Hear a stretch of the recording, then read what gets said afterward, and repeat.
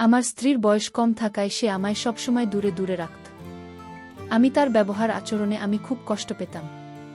আমি তার স্বামী হয়েও তার রুমে আমার জায়গা হতো না। এর চাইতে বড় কষ্ট আর কি হতে পারে? আমি বিয়ে করেছি 6 মাস হবে, অথচ তার সাথে আমার পর্যন্ত কিছুই হয়নি। আমি আমার স্ত্রীকে বলতাম, তুমি এমন করছো কেন? যদি আমাকে পছন্দ না হতো তাহলে আমায় বিয়ে করলে কেন? একদিন আমি অফিসের কাজে ব্যস্ত ছিলাম। আমি বাসায় ফিরলাম রাত 12টার সময়। আমার স্ত্রী আমায় বলল, আজ একটা খুশির খবর আছে। আমি বললাম, তুমি তো বলো তোমার কি খুশির খবর?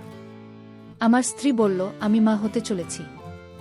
আমি আমার স্ত্রীর মুখে একথা শুনে মনে হলো আকাশটা আমার মাথায় ভেঙে পড়ল। কারণ আমি তো তার সাথে কিছুই। এটা আবার কিভাবে সম্ভব? আমি সেই রহস্যটা জানার জন্য আমি আমার স্ত্রীর পিছু লাগলাম। তারপর আমি যা দেখেছিলাম তা শোনার পর বন্ধুরা, তোমরা অবাক তো হবেই, সাথে মাথাটা গরম হয়ে যাবে। আসলে ঘটনার সূত্রপাত কিভাবে তা এবার বলেনি। আমি জিসান রহমান পেশায় আমি একটা বড় কোম্পানির ম্যানেজার। সারাদিন অফিসে কাজের চাপের মধ্যে দিয়ে কাটাতে হয়, সেহেতু বাসায় খুব বেশি থাকা হয় না। এর মাঝে আমার স্ত্রী রোহিত একজন মডেল। ওর বিভিন্ন কাজ থাকে শ্যুটের জন্য। আমরা এক প্রকার ব্যস্ত কাপল যারা নিজেদের কেরিয়ার নিয়ে সব সময় ব্যস্ত। রোহিতের সাথে আমার দিনে দেখা হয় মাত্র 2 বার, একবার সকালে আরেকবার রাতে। মাঝে আমাদের টুকটাক ফোনালাপ হলেও দেখা হওয়ার সুযোগ নেই। এভাবেই আমার বিবাহিত জীবনের সংসার চলে। তো এমনই এক সকালের কথা। আমি নাস্তা সেরে অফিসে চলে যাই। সারাদিন অফিসের কাজ থাকে আমার। দিনে আর ব্যাক করা হয় না বাসায়। সেক্ষেত্রে অফিসেই দুপুরের খাওয়াটা করতে হয়। মাঝে মাঝে তো অফিসে ডিনার করতে হয়। তো সেদিন অফিসে যাওয়ার পর নিত্যদিনের মতো কাজে ডুবে গেলাম। বসের কেবিন থেকে একজন এসে জানান দিল যে আজকে আমার অ্যাসিস্ট্যান্ট আজ আসেনি, এবং কেন আসেনি সে ব্যাপারেও কাউকে জানায়নি। বসের কাছে গিয়ে জানতে পারলাম বিষয়টা। বস আমাকে একগাদা শাসানি দিয়ে বলল, তোমার কি মাথায় সেন্স নাই? এতই ম্যাচিউর তুমি? আজ অফিসে একটা ইম্পর্ট্যান্ট মিটিং আছে তুমি জানোই, অথচ তোমাকে দেয়া ফাইল তুমি দিয়ে রেখেছ গাধা দীপককে, আর সে আজ অফিসে আসো না। এদিকে শাহিন সাহেবের কোম্পানির লোকজন চলে আসছে প্রায়। আজকে উনাদের সাথে যদি ডেলটা না হয় তাহলে তুমি জানো আমাদের কোম্পানি কতটা লসের মুখোমুখি হবে। আমি আমতা আমতা করে বললাম, স্যার আসলে আমাকেও ফোন করে কিছু জানায়নি যে কেন আসলো না আজ। আমি জানলে আগেভাগে নিজেই ফাইলের কাজ শেষ করে গুছিয়ে রাখতাম। বি অফ জিসান, তোমার উপর ভরসা করাটাই আমার ভুল হয়েছে। আজ যদি মিটিংটা না হয় তবে তোমার চাকরি থাকা সিওরিটি ও আমি দিতে পারছি না আগে। স্যার প্লিজ স্যার, আমাকে 1 ঘন্টা সময় দিন স্যার, আমি ওই ফাইলটা রেডি করে আনছি।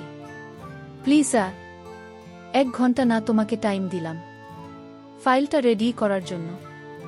যতক্ষণ না শাহিন সাহেবের কোম্পানি থেকে লোক আসছে ততক্ষণ পর্যন্ত তুমি এসব গোছগাছ করো।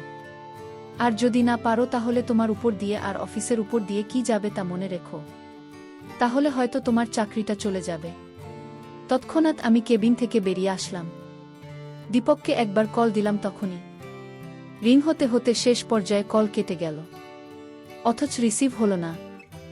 অন্য এক সিম দিয়ে আবার ট্রাই করলাম, না তবুও কল রিসিভ হলো না। কি করব ভাবতে ভাবতে মনে করলাম যে দীপকে ফ্ল্যাটে যায়, হয়তো অসুস্থতায় পড়েছে, তাই ফোনও রিসিভ করতে পারছে না। এদিকে সময় গড়াচ্ছে যে কোনো সময় মিস্টার শাহিনের কোম্পানি থেকে অফিসাররা চলে আসতে পারে। এই ভেবেই সাথে সাথে অফিস থেকে গাড়ি নিয়ে বের হলাম। উদ্দেশ্য দীপকে ফ্ল্যাটে। গ্যারেজ থেকে গাড়ি নিয়ে সোজা চললাম ওর বাসার উদ্দেশ্যে।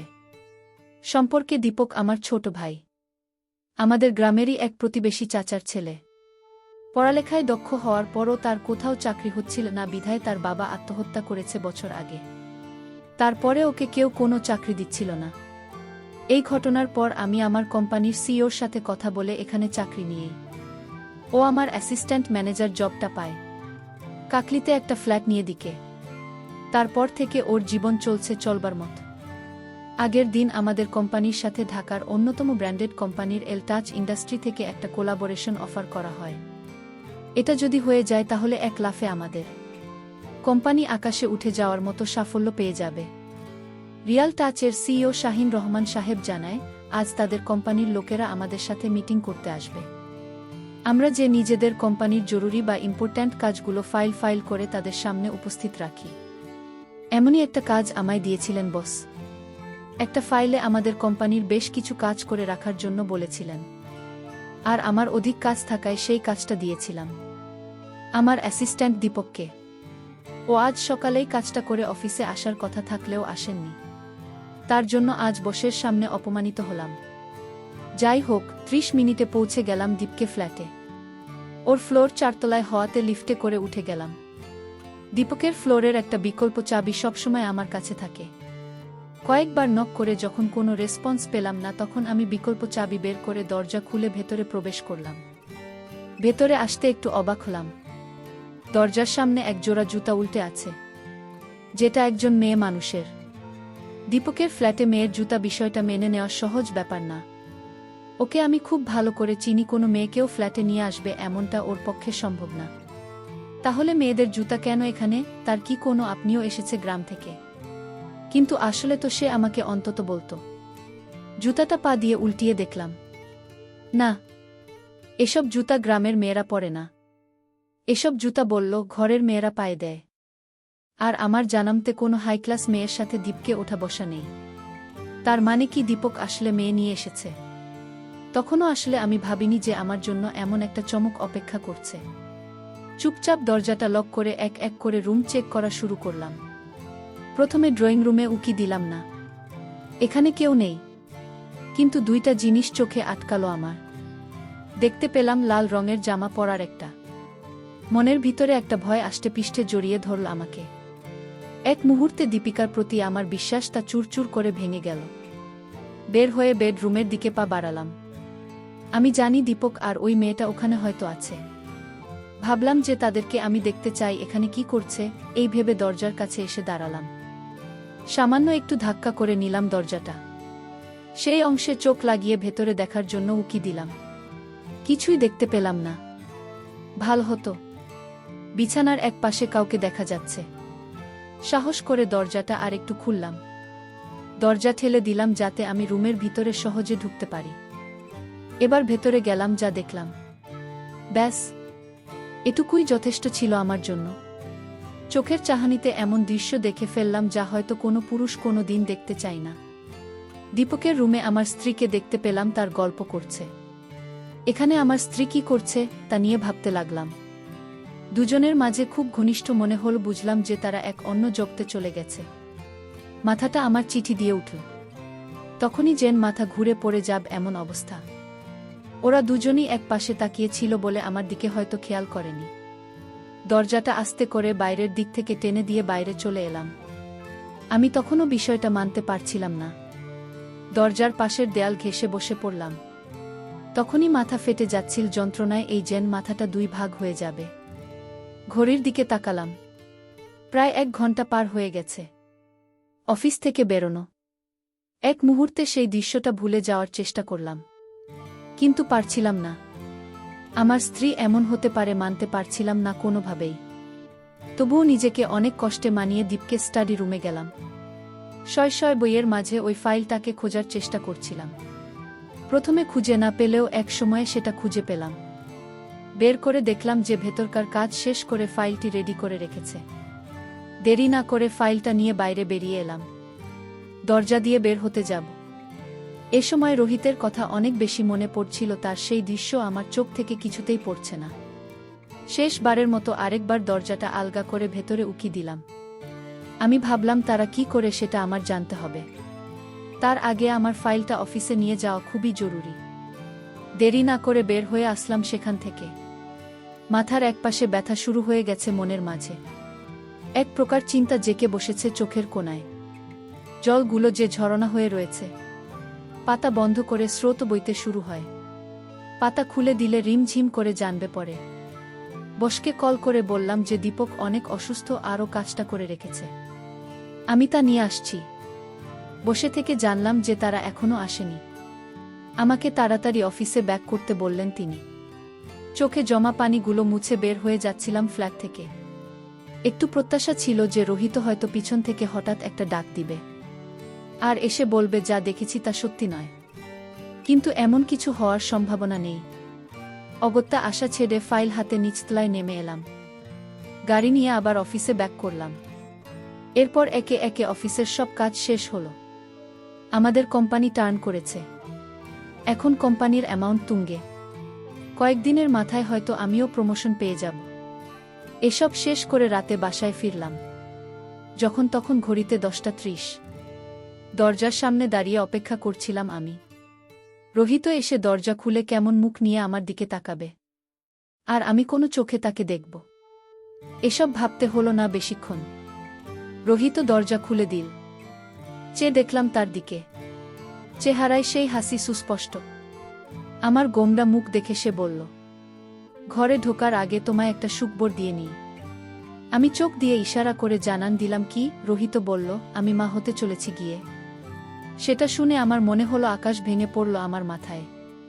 চোখ দুইটা নিমেষেই বন্ধ হয়ে গেল আমার। তবে কি এটাই হওয়ার ছিল? রনিতা যখন আমাকে বলল যে সে মা হতে চলেছে, ওই মুহূর্তটা যেন পুরো পৃথিবী কয়েক সেকেন্ডের জন্য থমকে ছিল বলে মনে হচ্ছিল আমার। আকাশে বাতাসে ছড়ানো হাওয়া যেন একদম নিস্তব্ধ নিশ্চুপ হয়ে পড়েছিল। প্রায় 1 মিনিট চুপ থাকার পরও যখন কি বলবে ভেবে পাচ্ছিলাম না, তখন রোহিত আমাকে একটা ধাক্কা দিয়ে বলল, কি গো, এত মধুর একটা সংবাদ দিলাম আর তুমি মতো চুপ করে দাঁড়িয়ে আছো। আমি এবার বাস্তবে আসলাম। আমতা আমতা করে বললাম, হ্যাঁ, এটা তো আসলে খুশির খবর গো। রোহিত আমার কথায় মুখটা মলিন করে পাতল। সে এখন মনে মনে প্রত্যাশা করছে যে আমি হয়তো এখন তাকে বলবো, তুমি আমায় ধন্য করলে। কিন্তু আমি বাস্তবতা জানি। উপরে উপরে অভিনয় করা খুব নিখুঁত আকারে শিখেছে আমার স্ত্রী। আমাকে আজকাল ঠকাতে তার মনে লাগে না হয়তো একটু। হয়তো পুরনো হয়ে গেলে মানুষ বিরক্ত হয়ে বিকল্প পথ বেছে নেয়। কিন্তু রোহিতের ক্ষেত্রে তা ভিন্ন ছিল। ও একদিক দিয়ে আমাকে খুব ভালোবাসত, কিন্তু আমাকে ফাঁকি দিয়ে কি করত এটা আমি ভাবতে পারছি না। মলিন চেহারা নিয়ে কিছুক্ষণ গেটে দাঁড়িয়ে থাকার পরও আমি তাকে কোনো রেসপন্স দেখছিলাম না। এভাবে দাঁড়িয়ে থেকে প্রায় 10 মিনিট পার হয়ে গেল। আমি বাইরে দাঁড়িয়ে আর দরজার ভিতরে দাঁড়িয়ে আছে রুহিতা। হঠাৎ লক্ষ্য করলাম পাশের বাসার প্রতিবেশীরা তাদের জায়গা থেকে আমাদের কাণ্ড দেখছে। ব্যাপারটা আমার নজরে পড়ার পরপরই রোহিত টের পেল। আঙুল দিয়ে চোখের পানি মুছে ভেতরে চলে গেল। আমিও আর বাইরে দেরি করলাম না, বিধায় ভেতরে এসে দরজা আটকে দিলাম। খেয়াল করলাম যে রুহিতা কোথায় গেল। আশপাশ খুঁজে দেখলাম কোথায় আছে ও। পরে বুঝলাম যে বেডরুমের দরজা আটকিয়ে ভেতরে চলে গিয়েছে। তখন আর দরজার কাছে গিয়ে ভেতরে কান পেতে দিলাম। বহু করে কান্না ছাড়া আর কোনো শব্দ আসছে না। বুঝলাম যে রুমটা আমার আচরণে কষ্ট পেয়েছে। হয়তো সংবাদ অনুযায়ী আমার কাছে একটু বেশি ভালো আচরণ এক্সপেক্ট করেছিল মেয়েটা। কিন্তু কি করব, যে মেয়েকে দিনের বেলা আমার ছোট ভাইয়ের সাথে না, আর ভাবতেই পারছি না। এত সস্তা ভাঙা বিশ্বাসে আইল বাঁধা, এত সস্তা না মোটেও। রুহি তার উপর অত্যন্ত রাগত হচ্ছে। আমি তো জানি আমি অসুস্থ। ডাক্তার বলেছিল আমার কোনোদিন বাচ্চা হবে না, তাহলে সে কি করে মা হয়? আমি সেটা নিয়ে অনেক চিন্তায় পড়ে গিয়েছিলাম। কি করব কিছুই ভাবতে পারছি না। আমি আমার স্ত্রীকে আর বিশ্বাস করতে পারছি না। আমি ভাবলাম কাল আমি রুহিতাকে জিজ্ঞেস করব। আমি তাই পরিকল্পনা করলাম। পরদিন অফিসে গেলাম। অফিস থেকে ফিরে এসে দেখি রোহিত রুমে নেই। আমি তাকে চারদিকে খুঁজতে লাগলাম। আমি তাকে কোথাও খুঁজে পেলাম না। আমি ভাবলাম দেখে আসি তো আমার ছোট ভাইয়ের রুমে গেছে কিনা। আমি আমার ছোট ভাইয়ের রুমে গেলাম। তারপর দেখলাম রুম ভিতর থেকে লক করা। আমি দরজায় টোকা না দিয়ে কান পেতে শুনতেছিলাম। তারা কি বলে আমি শুনতে পেলাম। একজন কবিরাজের কথায় আমার ছোট ভাই তাকে কবিরাজের পানি পড়া দিচ্ছে। আর সেটা আমার স্ত্রীকে আমার ছোট ভাই নিয়ম করে খাইয়ে দেয়। এতে নাকি আমার স্ত্রী মা হবে। আমি তাদের এই কথা শুনে বুঝলাম আমার স্ত্রী কোনো পাপ করেনি। তাহলে কি আমি তাদের কথা ভুল ভেবেছিলাম? আমি দরজায় টোকা দিতেই তারা দরজা খোল আর বলল, ভাইয়া তুমি যা ভাবছ আমাকে আর ভাবিকে নিয়ে তা ভুল। কবিরাজের শর্ত ছিল যেই পানি পড়া তাকে তার স্বামীর ছোট ভাই খাওয়াতে হবে। তার স্বামী যেন দেখতে না পায়। যদি দেখে ফেলে তাহলে কোনো কাজ হবে না। পানি পর আর কোনো মূল্য থাকবে না। আজ সে কবিরাজের চিকিৎসায় সে মা হতে চলেছে ভাইয়া। আমি তাদের কথা শুনে চোখের পানি ধরে রাখতে পারিনি। কারণ আমি আমার স্ত্রীকে আমার ভাইকে সন্দেহ করছিলাম। তারা তো আমার উপকার করেছে। প্রিয় বন্ধুরা, গল্পটি ভালো লাগলে অবশ্যই কমেন্ট করে জানাবেন। আর নিয়মিত এমন আলাদা স্বাদের গল্প শুনতে ভিডিওটিতে লাইক এবং চ্যানেলটিকে সাবস্ক্রাইব করে সাথেই থাকুন। আর হ্যাঁ, নোটিফিকেশন বেলটি অল করে রাখবেন, যাতে পরবর্তী গল্প সবার প্রথমে আপনাদের কাছে পৌঁছে যায়। ধন্যবাদ বন্ধুরা, ধন্যবাদ সবাইকে।